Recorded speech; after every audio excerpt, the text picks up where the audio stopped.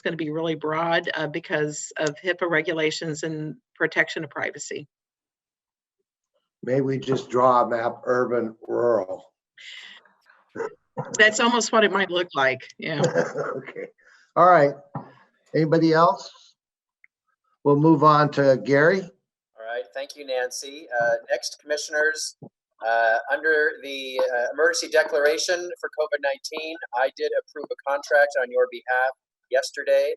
Chair Bernard was not available, so I approved it. I did email you that as soon as I did it. And today, for the record, I want to state what that was.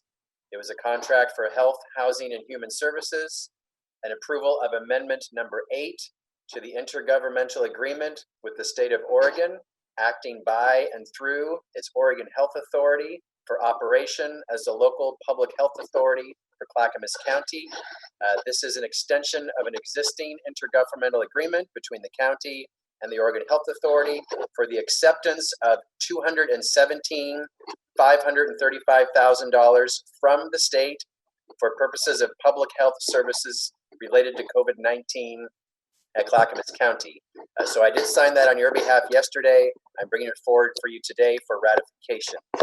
So I believe I would ask for a motion and a second for you to formally approve the action I took yesterday. Mr. Chairman, I move to approve and ratify the decision made by Administrator Schmidt on behalf of the board. I'll second. It's been moved and second to ratify the signing of an IGA with the state of Oregon and accepting $217,535. Any further discussion? I don't know why we would want this money. Check or cut?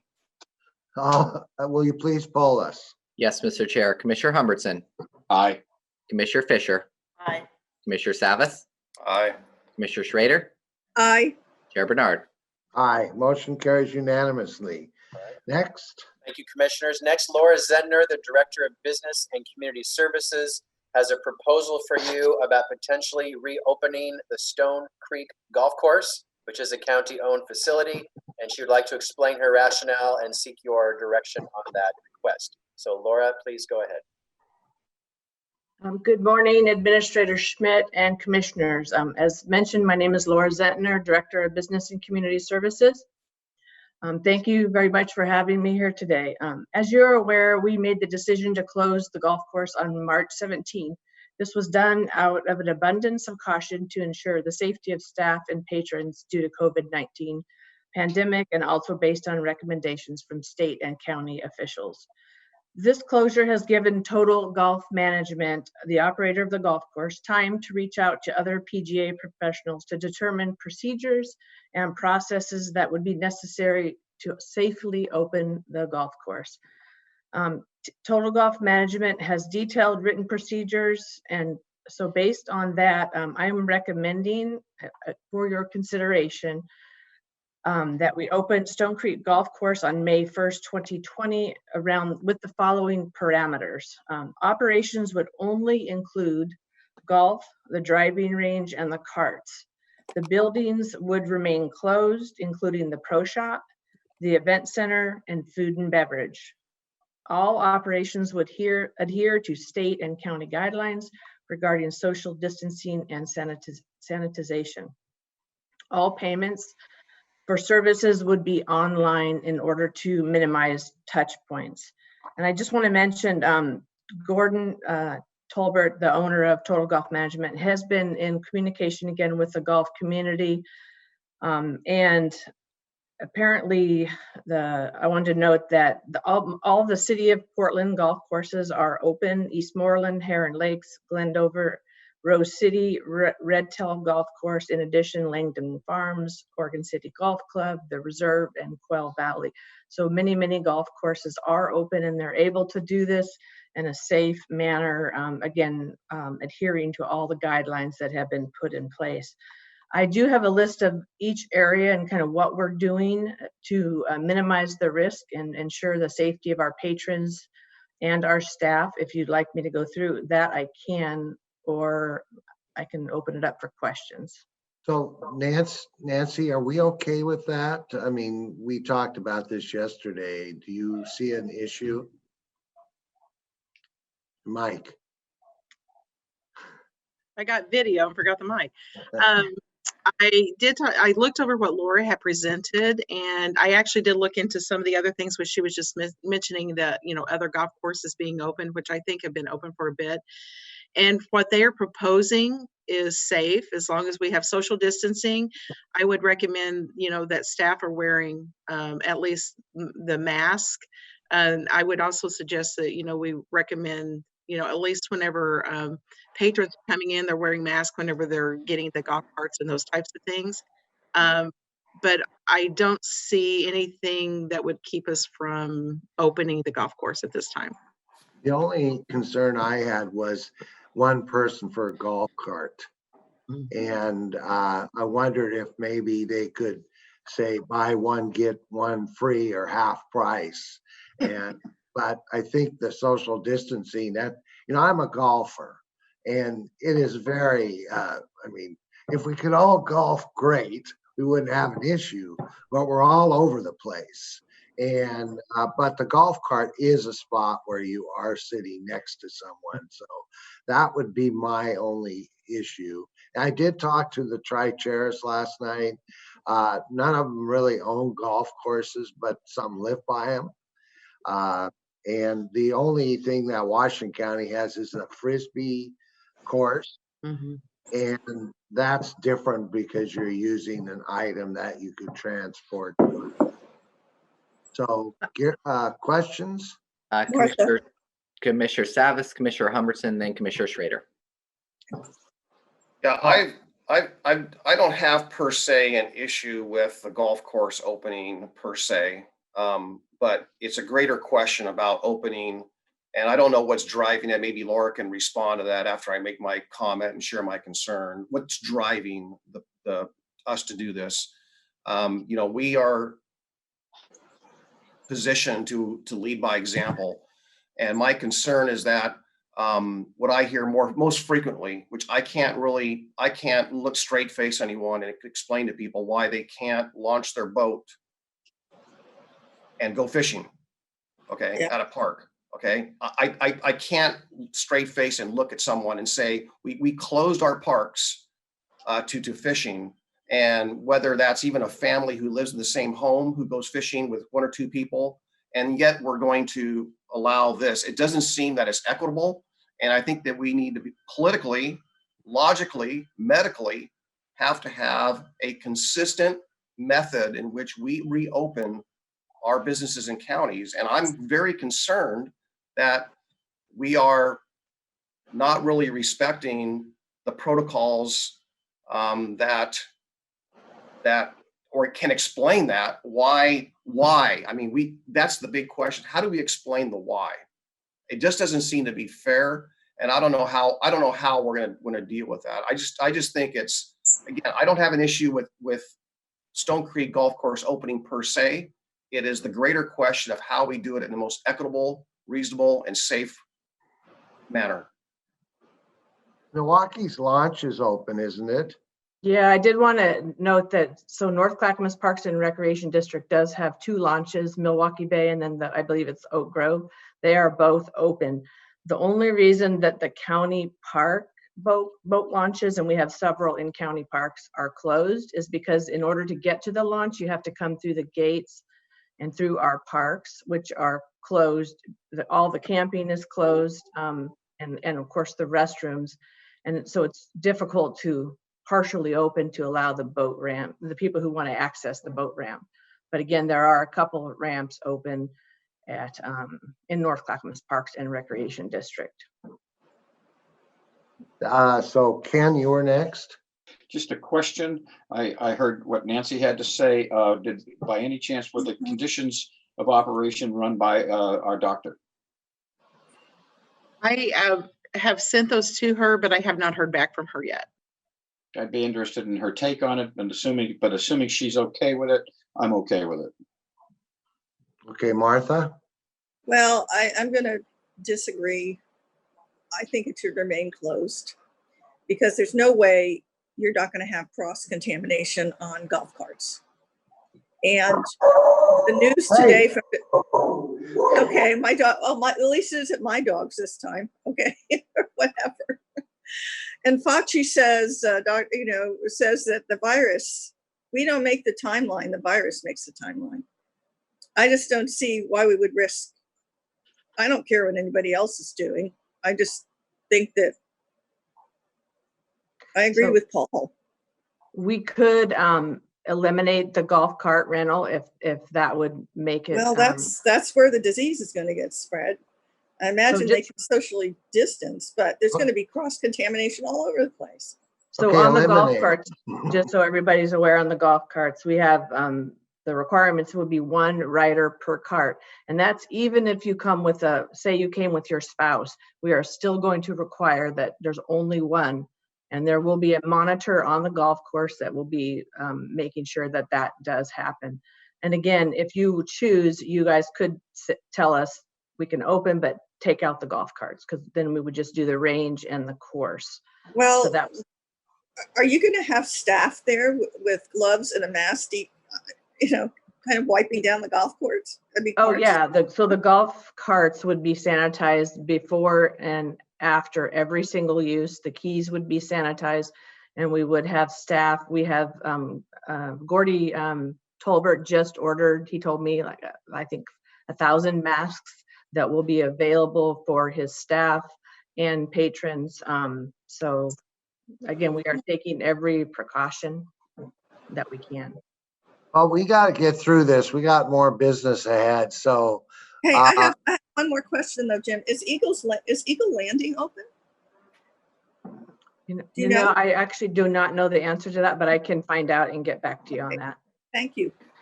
Mr. Chair, Commissioner Savas had one more thing. okay. So Laura, I still haven't heard the reason why the push to open this. So if you could explain that, but I just want to just kind of echo the concern that Martha's made. And I guess my issue is, I'll just add to this a little bit. We are spelling out criteria in government for businesses to open. There'll be X amount of PPE. There'll be testing for the employees. There'll be all this criteria. So are we holding ourselves at that same level of criteria?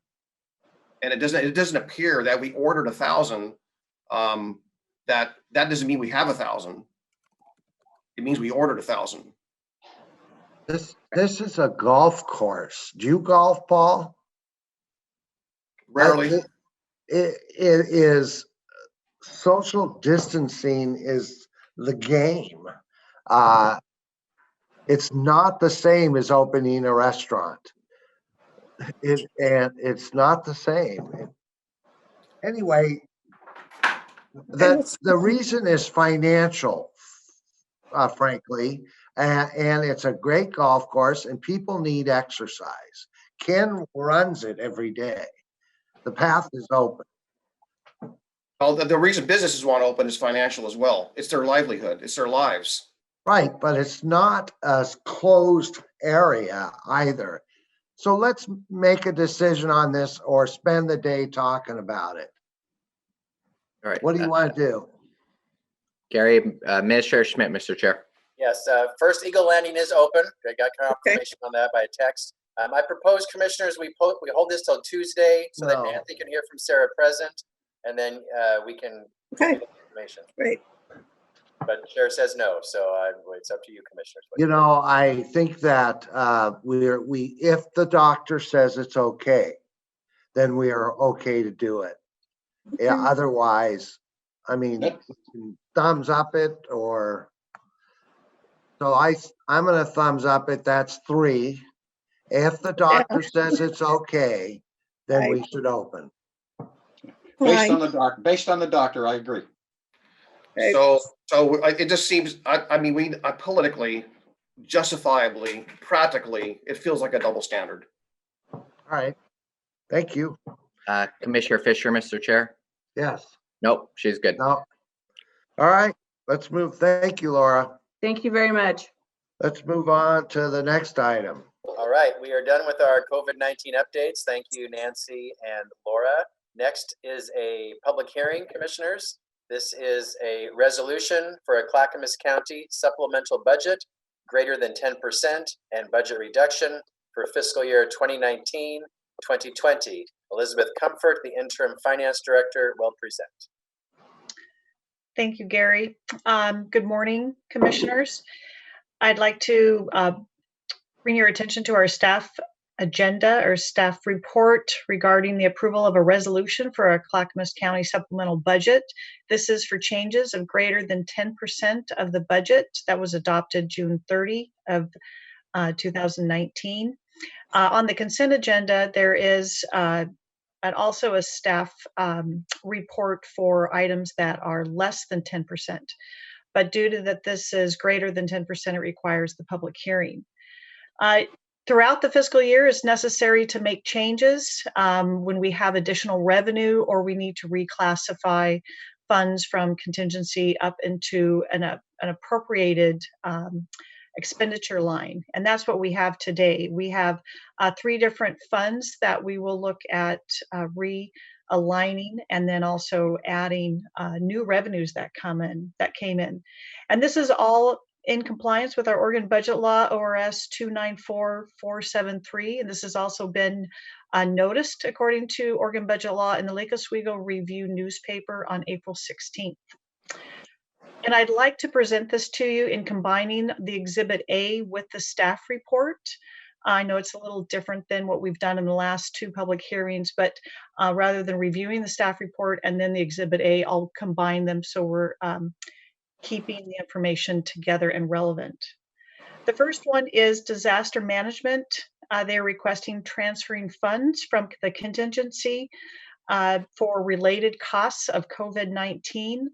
That amount out of contingency will reduce it by $227,000 and then increasing the expense allocated line of public safety and protection by the same amount of $227,000. The net change to that fund is 0. Secondly, we have for the Health, Housing, and Human Services Administration Fund. They are doing some realignment. They are reducing their Health and Human Services expense line by $308,918. But they are increasing their special payments by $659,226, increasing that allocated appropriation. They're also reducing an interfund transfer by $60,000 and then reducing ultimately the contingency by $290,308 to balance those 3 other activities out for a net change of 0 in that fund. The last one is in the Community Development Fund, and that one is recognizing additional funds that have come into the county from the City of Gladstone and the Clackamas County Children's Commission. So we want to recognize these dollars of $1,750,000 in the local government and other agencies revenue line. Then we also want to equally increase the appropriation for Health and Human Services appropriation in the Community Development Fund by the same $1,750,000. So that is a net increase to the entire Clackamas County budget of $1,750,000. And I respectfully request that the commissioners review this for your adoption, your approval. Thank you. Do any commissioners have any clarifying questions? Mr. Chair, Commissioner Humbertson. Okay, Ken? Just one, Mr. Chairman. And Elizabeth, I apologize for not giving you a heads up on this, but I was curious as to what under Health, Housing, and Human Services Administration Fund are special payments. They are payments. We'll receive revenue from a particular grant or revenue source, and then it is actually going out to fund another special project or fund an organization with those same dollars. So the fund actually acts as a legal pass-through. And so we need to call those out separately in our appropriations and in our financial reporting. I'd just be curious as to what some of those services were. So at some Yeah. point in the future, could somebody just email me what those are? I'd appreciate it. Absolutely. I've actually, we're doing an audit on those right now. I'm looking at the history for my own benefit, and I will share what I learn about the activity within our special payments throughout the county. And I would love to share that. Thank you. All right, anyone else? All right, well, we'll open the public hearing and Dylan will moderate if anyone wishes to testify on this matter. Right. Thank you, Chair Bernard. I'm Dylan Blaylock with Public and Government Affairs. I'll be coordinating both public comment for this specific public hearing and later on in a few minutes for general comment. If any attendees would like to provide a comment specific to this public hearing, the supplemental budget, you can do so now by utilizing the raise hand feature on Zoom. Again, we'll open up public comment on anything in just several minutes, but a comment for this supplemental budget, raise hand, that's on the Zoom bar on the bottom or top of your device. We don't have anybody else on the phone, so I'll give people a few seconds to do that real quick. And I'll remind our audience that you can review our strategic plan, Performance Clackamas, at any time, which features 5 strategic priorities of the county, such as honor, utilize, promote, and invest in our natural resources, just to name one. Chair Bernard, I do not see any comments. All right, well, we'll close the public hearing and I will entertain a motion. Do we have a resolution number? Commissioner Humbertson, that will be put on there upon adoption of this. Okay.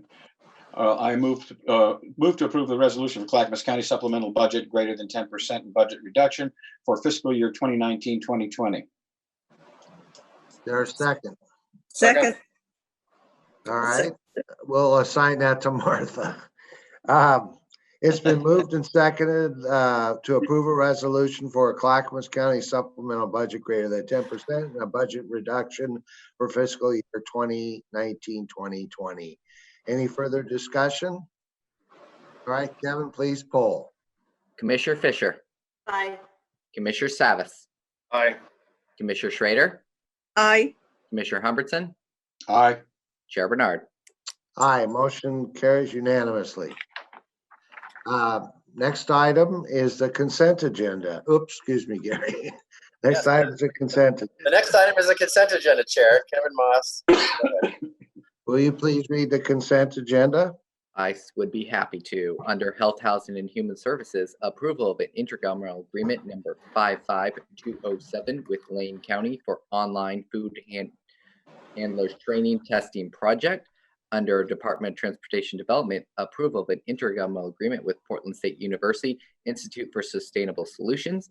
Under our Finance Department, approving the submission of the assessor's CAFA grant application for fiscal year 2020-2021. Approval of a resolution for Clackamas County supplemental budget less than 10% and transfer for fiscal year 2019-2020. Under our Juvenile Department, approval of amendment number 8 to the intergovernmental agreement with Multnomah County for assessment and evaluation program beds for youth.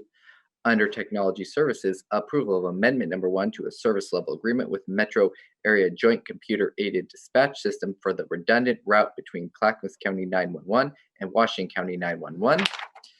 Under North Clackamas Parks and Recreation District, approval of a resolution for North Clackamas Parks and Recreation District for the transfer of appropriations for fiscal year 2019-2020, approval of a revised deed to transfer Village Green Park pursuant to the settlement agreement with the City of Happy Valley, and under Water Environment Services, approval of a resolution for transfer of appropriations for fiscal year 2019-2020 for Water Environment Services, and approval of a contract with NTA Contracting, Inc. for the last road sewer, relay, and asphalt pavement improvements. And that concludes the consent agenda, Mr. Chair. Thank you. Do any commissioners wish to remove an item from the consent agenda? Seeing none, I'll ask for a motion. Mr. Chairman, I move to approve the consent agenda. Second. To moved and second that we approve the consent agenda. Any further discussion? Kevin, please poll us. Commissioner Savas, Aye. Commissioner Schrader, Aye. Commissioner Humbertson, Aye. Commissioner Fisher, Chair Bernard. Aye, motion carries. Next item, Gary. Next is citizen communication. Dylan Blaylock from Public and Government Affairs will moderate. All right. Thank you, Administrator Schmidt. And now is the time during the meeting. If any attendees would like to provide a general comment or pose a question related to any aspect of county business, you can do so now. Please utilize the raise hand feature on Zoom. Again, that's on the Zoom bar at the top or bottom, depending on your device. And we do not have anybody who is on the phone. So you can just go ahead and hit that if you want. I do have one email that has come in, which I will relay if I see no comments right now. Seeing none, we'll move to that. This one comes from William Christner in the Molalla-Dickey Prairie area. Many residents are hurting financially because of the pandemic, and many seniors that own vehicles have been hit really hard. Another $30 out of our pockets at this time is a hardship for many. Has the board considered waiving the collection of the new vehicle road fee this year? Burdening them with another onerous tax at this point in time is just plain not right. Well, that's a process that's done with ODOT. I mean, with DMV. I don't know that we would have the ability to withdraw that at this time. I know Paul just got his bill. I think you mentioned it the other day. I did too.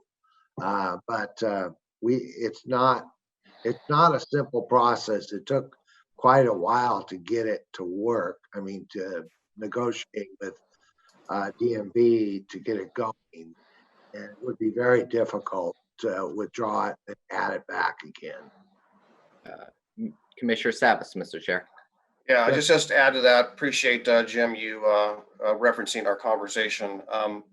It used to be $43 per year. So one of my cars, last time I registered, was $86. So combined with the HB 2017 increase, apparently, and also our increase, mine is now $186. So it went up $100 for a 2-year period, or $50 additional per year. So yeah, that's a pretty good hit. And you're, it is collected by the state through DMV and ODOT. All right, any other questions? Let me see. Again, if there's any other comments, go ahead and raise your hand.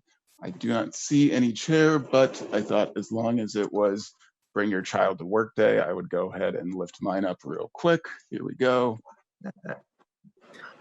This is Fletcher. Hi. Fletcher. Hey, are you okay? Hi, Fletcher. Fletcher, can you say Humberston? I can. Can you say supplemental budget? Right there. Just go ahead and do that. Cutie pie. There you go. And you can look right there. There we go. All right. Just thought we'd do that a little bit. Thank you. That's Dylan. good. That was I see no other comments, so go ahead. Well, at least he has pants on. And Dylan, I appreciate you brightening our day with a young child. I mean, there's nothing that brightens my day more than seeing children. So thank you. There we go. No problem. Thank you, Commissioner. I'm going to have to call my grandchildren after this. Anybody else? No, Dylan was done. Yep, No, Dylan. that was it. All right, so next up is County Administrator updates. Gary? Yes, thank you, Chair. Several good things happening in Clackamas County would like to share with the board and the public. First, Transportation and Development, our Transportation Maintenance Division, is starting 2 contract paving projects earlier than usual because of the lack of school traffic, because schools are temporarily closed. First is in the Oregon City, Carver area. There's work to prepare 5 miles of paving on Clackamas River Drive, and that work started yesterday. In the Beaver Creek area, 18 miles will be repaved on 4 roads starting in May. 2 of those roads, Caris and Ferguson, are among the first projects in the Community Road Fund suite of projects that will begin this spring. There was some recent media attention because of these projects. Our pamphlet papers gave the headline, Transportation Projects Beginning Ahead of Schedule. And the story discussed how our Transportation Maintenance Division isn't resting on its laurels during this global pandemic outbreak. This is very indicative of how Clackamas County continues to operate and serve our public during this pandemic. Also, the county is saving $1.7 million in construction costs for 2 road projects One of them is the Clackamas River Drive I just mentioned, and the second is the Highland Paving Project. And the reason we're saving $1.7 million is that the county was the successful bidder on those two projects, and there are very favorable market conditions right now. So thank you to our staff who are saving public dollars while doing this good work. Also, Transportation and Development shares that permit applications are up considerably from 1 year ago, despite the pandemic and our offices being temporarily closed. So from March 2019 to March 2020, significant increase in permit requests, and our staff are continuing to meet those requests. Next, our Emergency Operations Center was notified by the Oregon Food Bank of a $100 contribution made to the food bank in honor of our Director of Disaster Management, Nancy Bush, and all the staff at the Emergency Operations Center. And the anonymous donor said, they represent public service in action. So thank you to Nancy and our Emergency Operations Center staff. Public and Government Affairs received a note from a constituent named Susan about the board's virtual listening session and your town halls. Susan wrote, "Am I ever impressed with the first listening session by the county commissioners? My hope would be that after the pandemic is over, this will continue. As an older citizen, I find myself not wanting to get out and attend meetings. Doing meetings virtually have been a wonderful experience. Thank you for working for Clackamas County and making this available to all." So congratulations, commissioners and our staff, for helping these meetings to run so seamlessly. Finally, commissioners, a reminder that next Thursday's business meeting, April 30th, will be an evening business meeting. You have agreed that the 5th Thursday of each month will be an evening business meeting, and next week is the 5th Thursday of the month. So April 30th will be an evening business meeting. It will be virtual starting at 6 p.m. That is my update, commissioners. Thank you. Mr. Chair, you're on mute. Yeah, I didn't want a dog barking. Next up is Martha. And you're on mute. I'm on mute, but I may have a barking dog here, but I'm going to try and talk through it. Yeah, actually, there's been a lot going on virtually. Paul and I attended a meeting last night with one of our CPOs in Oak Grove, Oak Lodge. It was done very well. I have to admit that it's easier for me. It was really nice to attend a meeting and not have to drive anywhere at night. But so I'm all for continuing virtual opportunities as we move forward with this. Some of the news I have is I've attended virtual meetings with Greater Portland Inc., as well as Regional Solutions. We meet every Thursday. That's why sometimes I'm a little late to the business meeting. They start their meeting at 9 in the morning. It goes to 10:30. Usually I drop out at some point. But I did learn some very interesting things today. At 10 o'clock today, Senator Courtney and Representative Kotek, Speaker Kotek, are basically pushing forward $30 million of emergency funding. 12 million is going to go to shelter. 10 million is going to go to the Oregon Relief Fund, and that's something for folks that have not been able to qualify for unemployment at this point. 10 million will go to small business assistance, and 2 million will go to domestic violence. I don't have the details on how that's going to be dispersed and what the sidebars are, but I do think it's something we need to be aware of as a county to see if we can access any of those funds from our state. They're also looking for additional funding for hospitals. The other thing is that both GPI and today at Regional Solutions, they are starting to look, the governor is starting to look at reopening frameworks, and it is being called the Reopening Oregon Plan. And we've had briefings on what that might look like. I'm waiting to get the slides so I can send them to the rest of you, because I think that will help us frame how we're going to move forward. One of the things the governor is doing at this point is that she is pulling together industry sector work groups. That includes restaurants and food, retail, personal services, childcare, transit, and outdoor recreation. And basically, you can, one of the things I just want to underscore is remember that Dr. Fauci, who is one of my heroes, I think he's probably a hero to all of us right now, says, we don't make the timeline, the virus makes the timeline. So we always have to keep that in mind as we start to frame, how we are going to reopen. So that work is actually ongoing. And I'm grateful I can be on those 2 work groups to get some of the information out to everybody. The Oregon Employment Department gave an update, and they've had over 200,000 unemployment claims in the last 5 weeks. The first wave really had much to do with people who perhaps, it's a barking dog in the background, people who are, retail and restaurants, things of that sort. Now they're seeing a surge in white collar industries, finance, manufacturing. Basically, one of the things they mentioned is that our north coast of the state is being the hardest hit at this point in time. So John LaGarza also attends those meetings, and I wanted to get a hold of him and talk to him because again, he started to ask questions about our ag community. So I appreciate Commissioner Fisher bringing that up because I think that we need to be talking to the Farm Bureau, directly to find out what's been going on with the labor issues for them. So that's all I have. Thank you. Commissioner Fisher, you're up next. Hey, thank you. What's been on my mind, and I'm sure it's been on the mind of my commissioners, is how do we open up our economy in a thoughtful and safe way, and so with the governor's approach based on science. And I think that is really, really important. And hold on just a second. I got to tell Alexa to stop talking. Sorry about that. She was reminding me of something. I don't know what that was. Probably that it was my commissioner communication.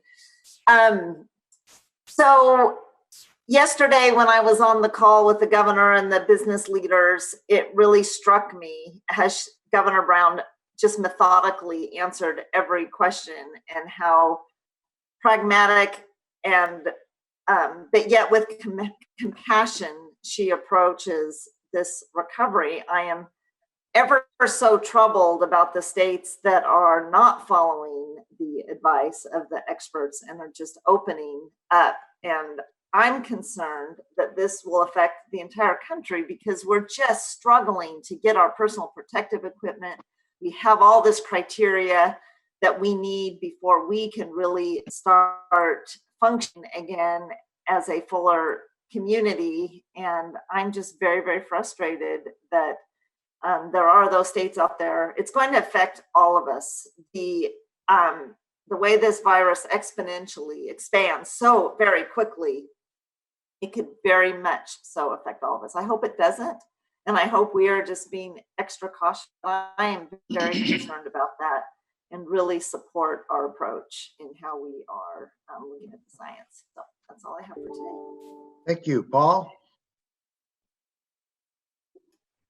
Yes, I've been looking at some statistics, just building on what we've been talking about this morning. And I found that page back up on my phone. As of, and this is dated, but it's the latest, greatest information, but this is national numbers. As of April 7th, Oregon ranked 47th in the number of cases per capita. I know that the OHA website is just listing the number of cases per county on a daily basis and updated in total. And as of yesterday, there were 4 counties in Oregon that had 0 cases. But I think it's probably more significant that if a county of a population of 50,000 people has 50 cases versus a county of the same population that has 5 cases, I think it kind of shows either a concentration or a reason for alarm. So there's a number of ways of looking at the statistics, and by numbers or by percentage. We ranked 14th lowest in the nation with the number of deaths per 100,000 people. So even though we were we were 47th lowest, we were the 14th lowest when it came to a per capita. I don't know what that speaks to, but that's an interesting statistic. The other one, which is about the testing, we rank 21st lowest in our testing, which is 7.1 per 1,000 people. But our number of cases, in another statistic on another page, which I can't open at this moment, shows that there's obviously a relationship to testing and recorded cases. So statistics and analysts analyzing all of this, it means something, it's indicative, but it's hard to really frame for a conversation like today. So just wanted to kind of point that out, that I think, we are, as a state, we're doing a good job, and we have to recognize that the results are showing that we're doing a good job. And so how we open and open responsibly, and where we position ourselves economically will be a statistic that will come as well. So I think that'll show in the long run how well we manage that. And that's yet to be determined, that's yet to be measured, but that's something that we need to be cognizant of, that to basically demonstrate that balance between responsible reopening and also managing the virus. I did want to say I'm looking forward to the listing session at 1 o'clock this afternoon. Commissioner Fisher and I will be part of the panel. Apparently, we'll have the Sheriff Roberts, and we'll have Deputy District Attorney John Wentworth, and I believe Judge Steele will be attending as well. And these are listing sessions, so I'm hoping that Dylan, if you're the person that's managing that today, and my colleague Commissioner Fisher, if we could always remind our fellow panelists that it's not a town hall, it is a listing session. So being as it's condensed into 1 hour, I really want to make sure we hear from people versus us kind of broadcasting, because an hour goes very fast. Martha and I were part of that meeting last night, a virtual meeting. By the way, the first CPO, Community Planning Organization, to hold a virtual Zoom meeting. So congratulations to Oak Grove Community Council for doing that. That's great. And it shows that we don't want to be socially distancing. We want to be physically distancing, and we want to be socially connected. So I appreciate Commissioner Schrader, Vice Chair Schrader, pointing out that there's a distinction between physical distancing and social distancing. So the fact that we're connecting more this way, I think is a great, I guess that one caller or email that we got giving us kudos for that is an example of people appreciating us being out there in the community. So be safe, everyone, be healthy, and I look forward to us, the County Commission, getting together and discussing how we are going to strategize in the most equitable, fairest way, reopening of Clackamas County as this virus very, very, very slowly tapers down. And we're not there yet. We're only flattening. We haven't tapered down yet. Thank you. Ken. Yeah, I wanted to thank Martha and Sonia for their comments from the governor's broadcast yesterday. I won't repeat what you guys already said, but it was informative, I have to admit. The only thing I really have is two things. One is Commissioner Bernard and I will be at the Sheriff's Training Center boxing and passing out food later this afternoon. So we will miss your listening session, but we will try to catch it on YouTube or on a link with clackamas.us. The other thing is been in touch with a lot of the different, or hearing, I guess I would say, from a lot of the different senior centers and food banks, and a number of them are reaching out for some help. They can use either donations of food or clothing or money. I would encourage the people that are listening today and my colleagues, check with the food banks in your area, check with the senior centers in your area, and see if there's anything that you can do to help them out. Right now, there's a big draw on food in particular because of the situation that we're in. So anything that we can do to help those that are more shut in than the rest of us, let's make sure we do that. Thanks. I had an opportunity to meet with my brothers and sisters cocktail party. My brother in Boston, my sister in Crooked River Ranch, and actually my wife in California. She's been stuck in California for 4 weeks almost now.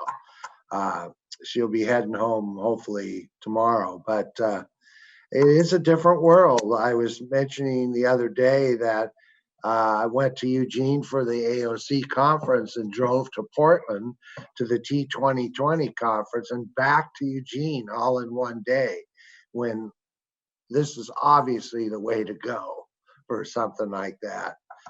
So I hope we continue to do this at some level. Of course, right now Zoom is free. I'm sure it's going to get pretty expensive. It may get expensive after this crisis is over. But I'm very proud of our staff at EOC that's working hard. Elizabeth in finance, our tax assessor, I did sort of meet with them yesterday in an EMT meeting, ask them about the question that we discussed yesterday.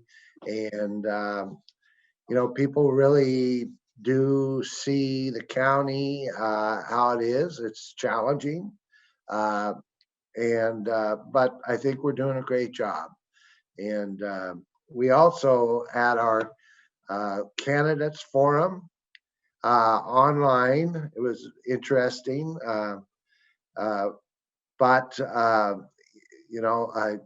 There's some interesting characters running for commission, particularly the one against Martha. The thing is, that's important to realize that this is a serious job. Martha, as you know, Paul and Ken and Sonia work diligently to make sure that the county is on solid footing and that we're addressing issues and concerns that citizens have. I would say one of the candidates who thought that we should be sovereign was very different. Hadn't thought through a lot. Example, how to reduce our energy usage, and that was buy energy efficient light bulbs. It was funny, but it was informative. So make sure there's two important things: your voters pamphlets in the mail, read about the candidates, vote when your ballot comes, and fill out the census. The census is very important. It will affect us for 10 years. And it's very important. Clackamas County, the state may get another representative in Congress if our population's big enough, and that's important. And it means millions or billions of dollars to the state of Oregon over time. So fill out your census, stay safe, and take a picture of your kid at work, and we'll make sure that folks have an opportunity to see that. With that, we're adjourned.